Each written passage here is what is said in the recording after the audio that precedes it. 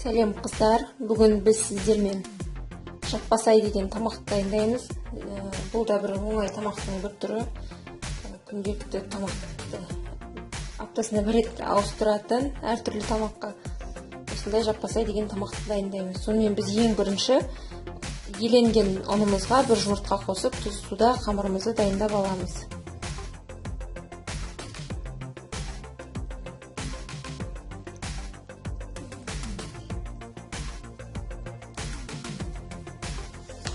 Біздің қамырымыз дайын болды, және біз бұны біраз қалған етімізді дайындап болғанша осылай бетін жауып немесе төңкеріп қоя тұрамыз. Сонымен кеттік бастаймыз. Біз қазанымызға қызып тұрған сұйық май немесе сары май немесе осындай біз жылқының тол майын қосамыз. Жылқының бетіне қалған аса көп емес, аса майда етімізді қуырамыз. Сақталып тұрауынған немесе аса сақта емес, мантының етінен біраз үлкенірек, осындай сақталып күзіктап тұрауға етімізді қоямыз.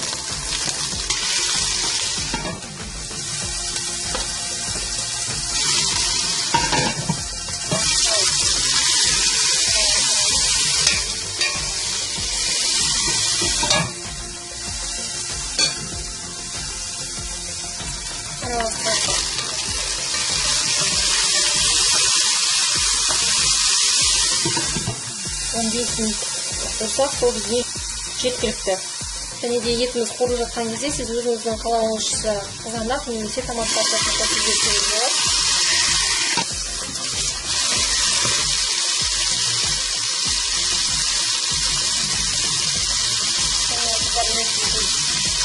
Енді сәндеуіштерімізді себеміз, қарағұртымызды себеміз, тұзымызды себеміз, азымыз себеміз. Және де соғысымызды себеміз. Және бәрін араластырамыз.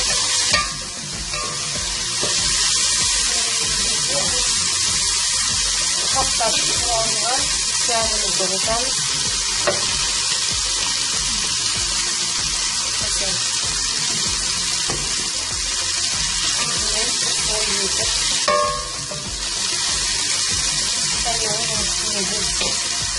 Көбіктап құрамыға сәбізімізді себеміз.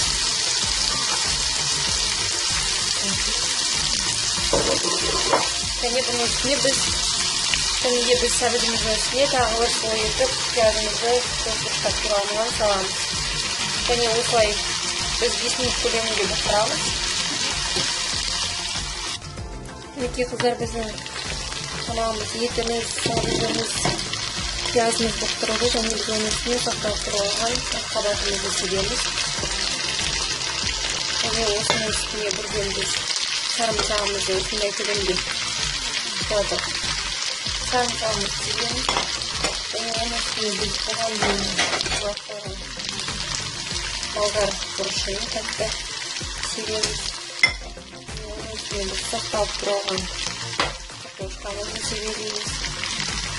Және де сақтап тұрап болған күзіктіп асқабағымызды себеміз. Араластырмаймыз.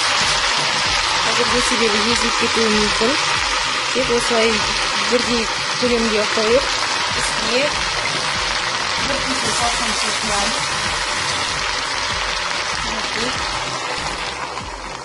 осылай толық бір кесе құйдық.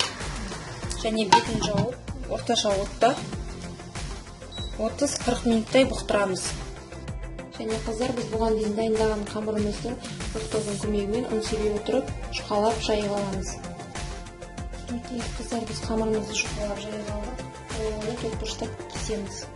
Және де біз осылай төртбұрыштап кескен қамырларымызды қайындап отырып, тамағымыздың бетіне саламыз.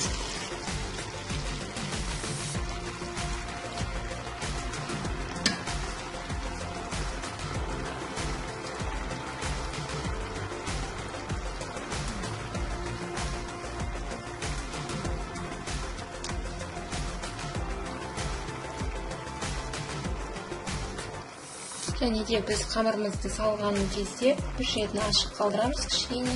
Және сол жерден біз жарты кесе көлемінде су құйып жібереміз. Қамырымыздың пісуіне бізге өте қажет болады.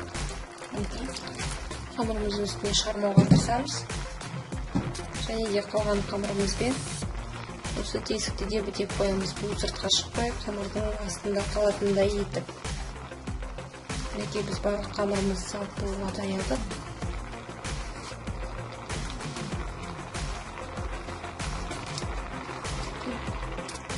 Және біз қақпағын жауып, орташа отта тағы 20-25 минут, яғни бетіндегі қамыр піскенше пісіретін боламыз. Мінекей қыздар, біздің тамағымыз пісті. Бір шетін біз ашып, ақырындап жуып жеп көрдік. Жабыспаған мінекей арасы. Мінекей. Енді астын өшіріп, кішкене табы басылғанша 5 минуттай күте тұрамыз. Мінекей қыздар, біз тамағымызды салып алдық, ақырындап. Осындай тамағымыз болды. Астарыңыз дәмді болсын.